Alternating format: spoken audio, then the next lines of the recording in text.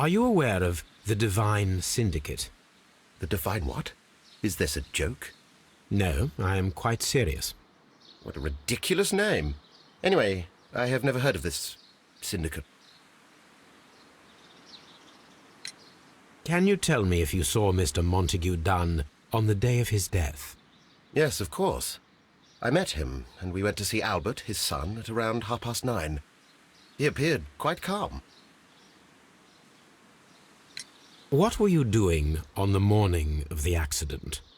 After paying multiple visits to Albert, I had a little talk with Miss White. Then I returned to my desk to complete some paperwork. Suddenly I observed that Mr. Dunn was not feeling well, so I ran immediately to fetch Albert. I clearly remember that it was around 10:30, for I was late that morning. Thank you, Mr. Hamish. We shall continue our investigation.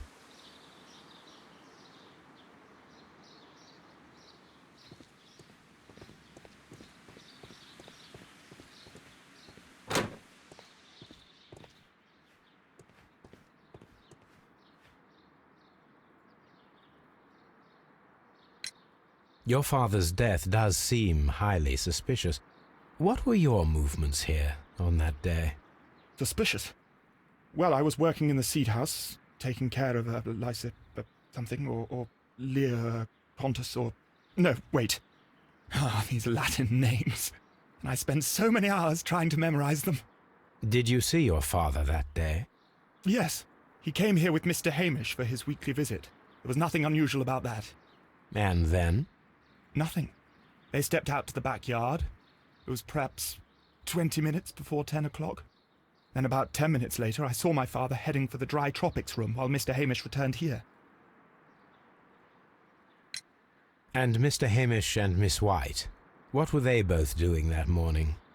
Mr. Hamish visited me a couple of times. I also saw him returning from talking with Miss White, and that was at 10 minutes past 10. But then he ran back here to me to tell me that my father was feeling unwell. We hurried across to the water lily room, and I found my father lying dead on the floor. Oh, my God.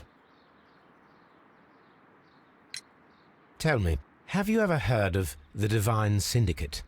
No, I cannot say that I have. Thank you, young man. We shall see you again soon.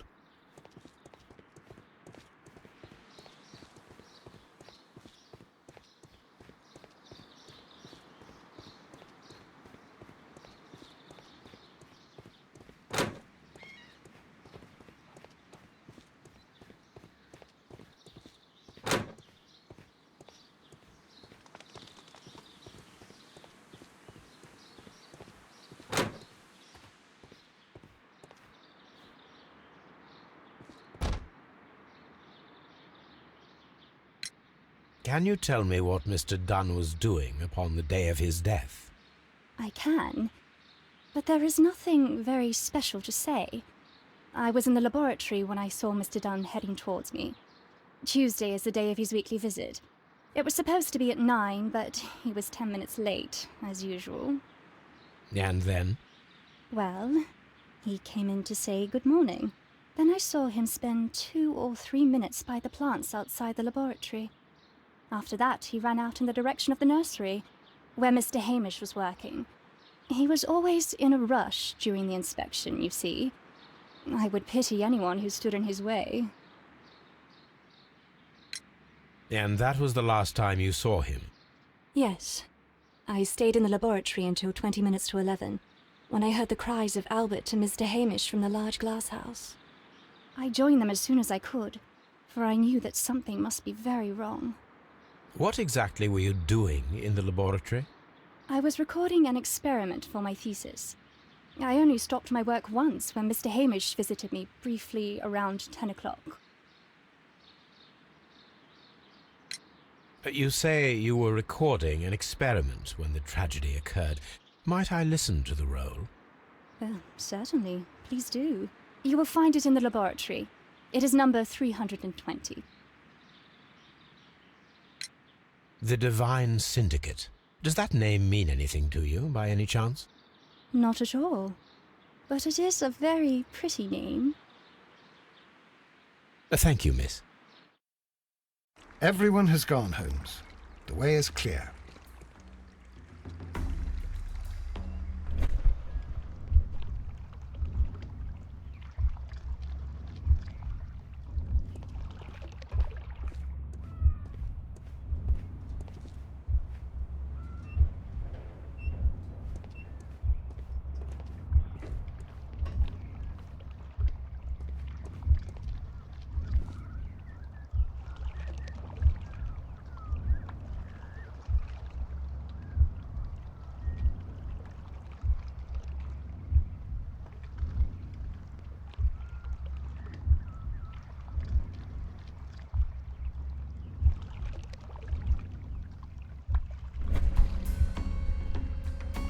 When Montague Dunn was standing close by the plants, the caterpillars were released and caused the deadly spores to activate.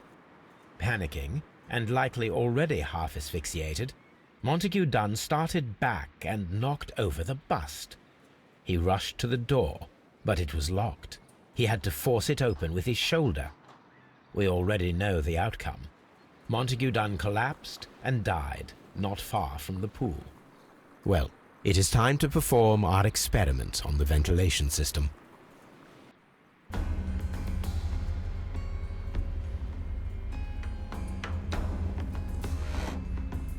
The caterpillars could only fall from the ventilation duct.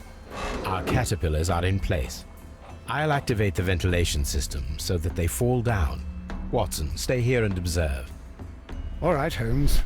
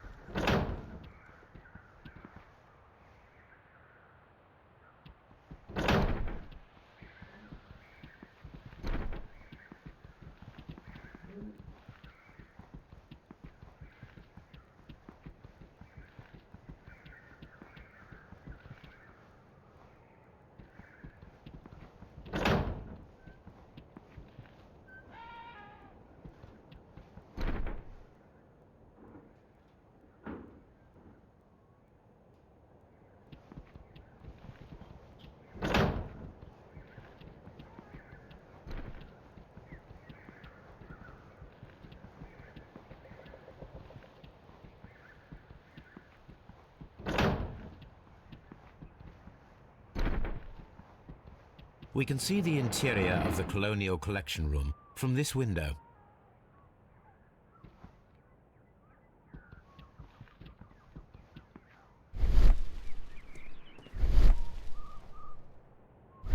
This is one of the outlets of the ventilation system.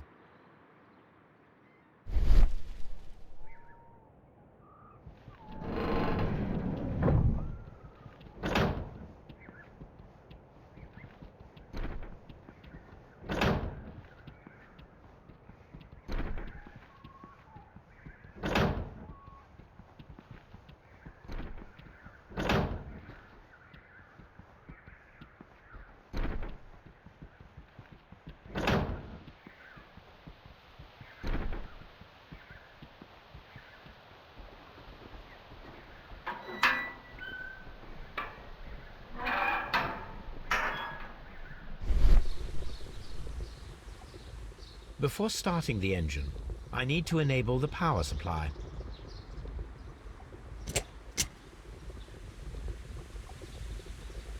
The power is on. The engine has started.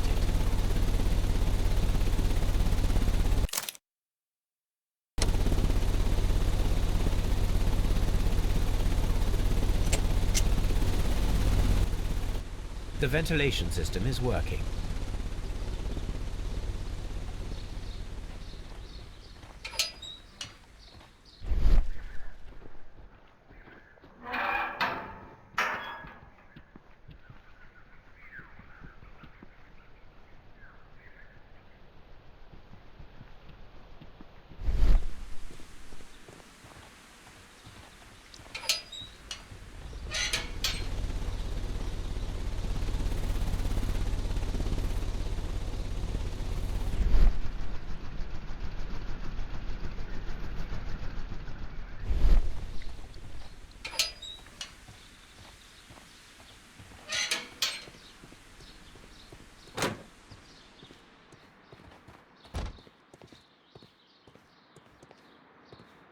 From here, we are unable to see the interior of the Colonial Collection Room.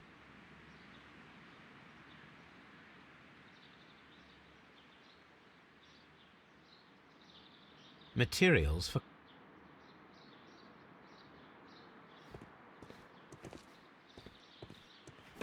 Excellent. This ventilation fan is working. Let us see if I can activate the other one.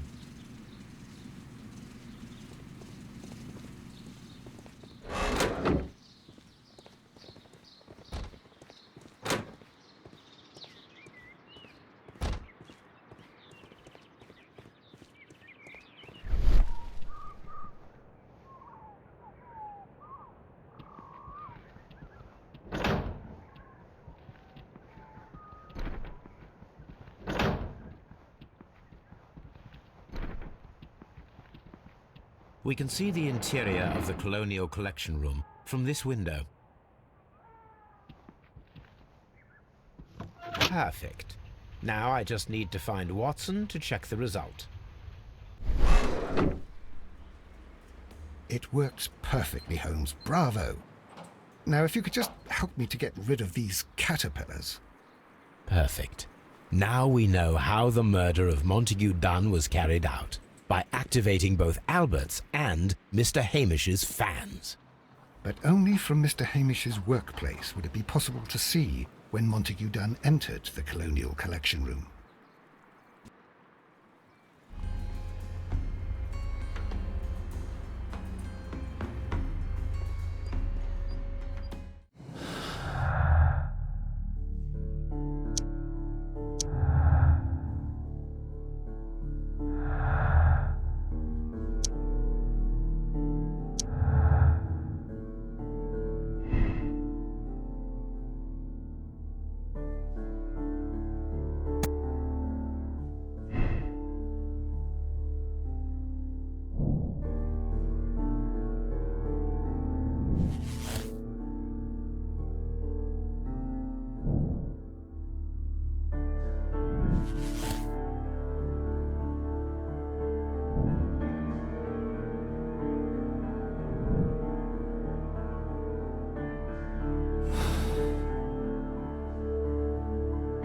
Let's go to Scotland Yard.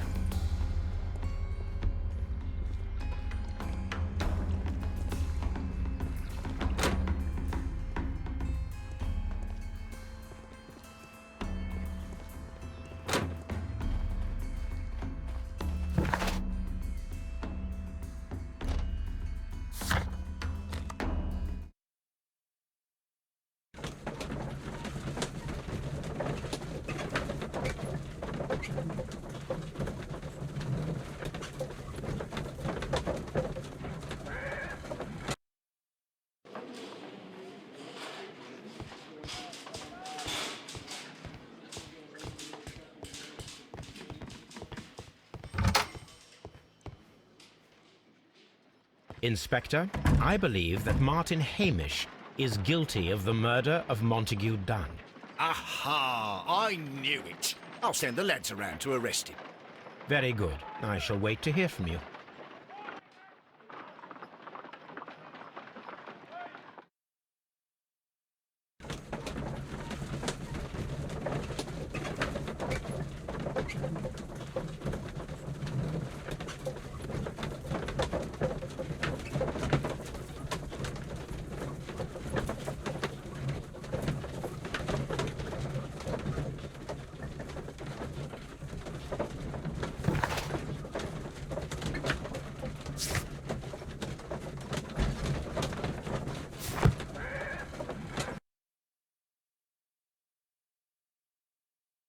Inspector, I came here as quickly as I could. Martin Hamish is in the large glass house. There's no need to hurry.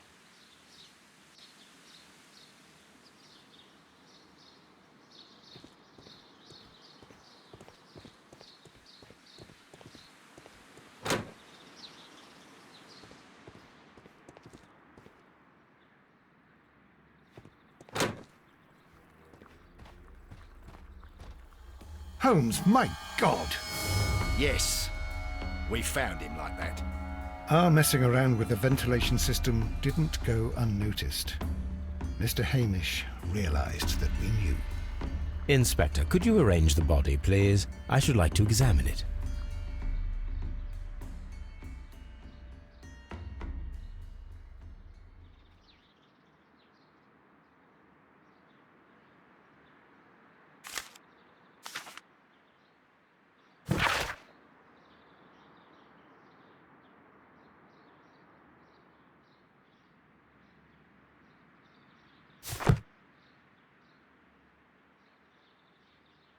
The mark around the neck is very visible.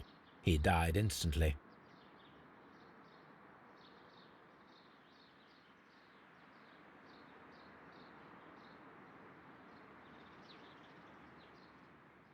Holmes, his left shoe is unique. This anomaly is often a characteristic of... A club foot. Bravo, Watson. That is the key element of this case.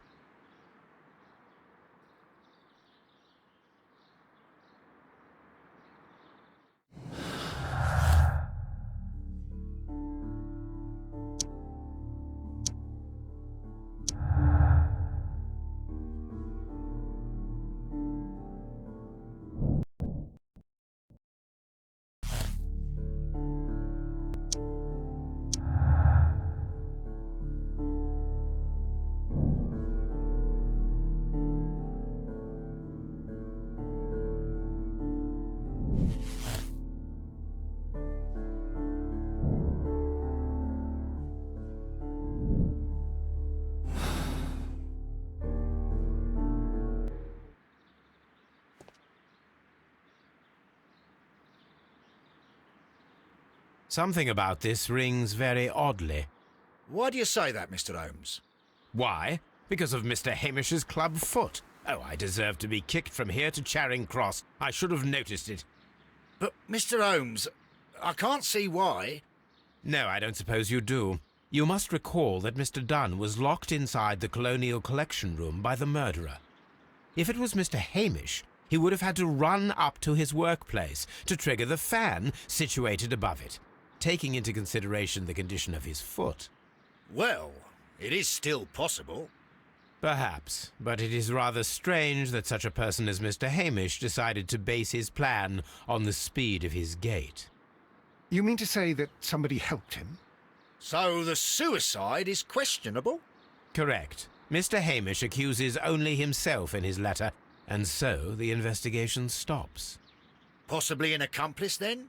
That idea had not occurred to me, Mr. Holmes. I have another idea, Inspector. Thanks to the testimony that we have collected, we are able to rebuild the events as they took place that day. with a timeline, such as we did in the Jack the Ripper case. Precisely. The map at the entrance of Kew Gardens should help us with our timeline. Let us analyze the facts and statements so that we may recreate the events of that morning.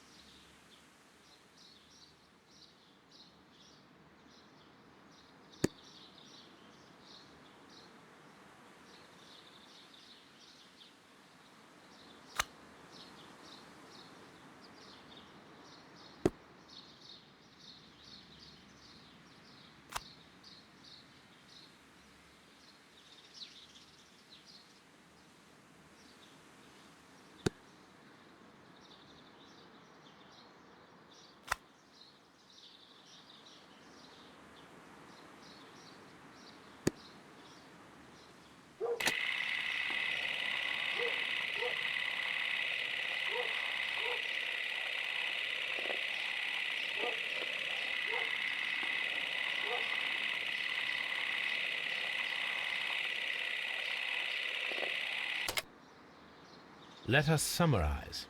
Montague Dunn was poisoned inside the Colonial Collection Room. He forced open the door, which means that someone locked him inside there at 10:20. Martin Hamish was last seen at 10:10. This means that he has approximately 10 minutes to lock the door of the Colonial Collection Room.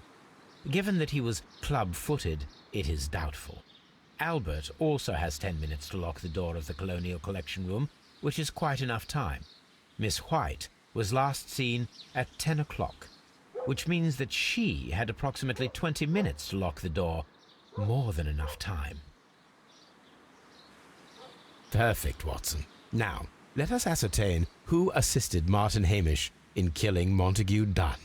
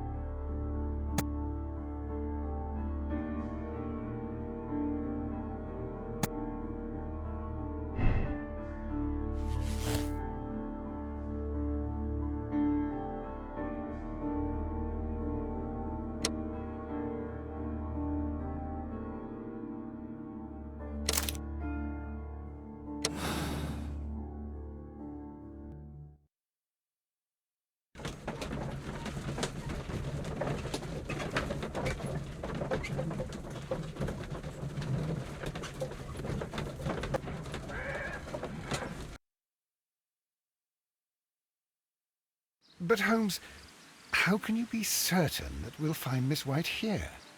It is obvious, Watson. Just use your brain. I am using it. I do use it. Now that the rope has tightened around Martin Hamish, Miss White must act to erase all traces of her implication. After the suicide of her accomplice, there is one final trace remaining: the deadly plants of the Divine Syndicate. She will be there. Very good. Shall we go? Just one moment. Now listen to me, Watson. I shall see her alone. You will conceal yourself behind her, quietly. Whatever are you planning? Nothing spectacular. The impulses of women have always been a mystery to me. But she is a bold one, and so we must be cautious. All right. You can count on me, Holmes.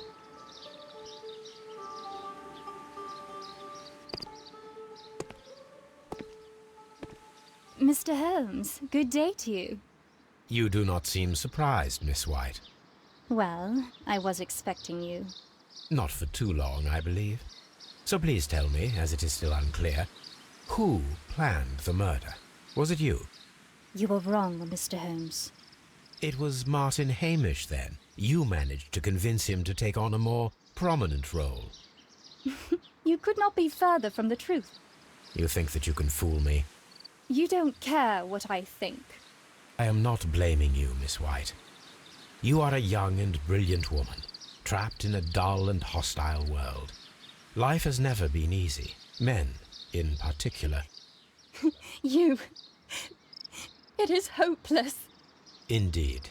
Well, it may be true that I cannot yet change the world, but I can spare your life. My life. There is nothing left to save. I have lost everything. Do you hear me? Everything! And you were just like all the others. You would abuse and take advantage of a vulnerable woman. I hardly think so. Now just listen to me. I've tried so hard, but I have had enough. Miss White, no!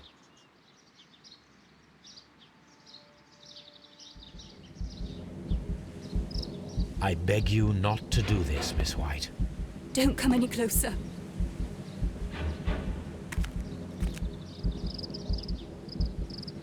Please remain calm. We can help you. Not one step further. Don't try to stop me. Stop this foolishness. You cannot truly want to die. No, it's too late.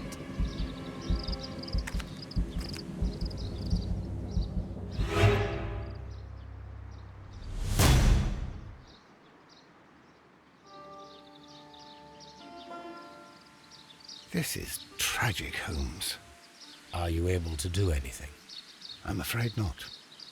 The poison has been fulgurating. Her heart stopped instantly, poor child.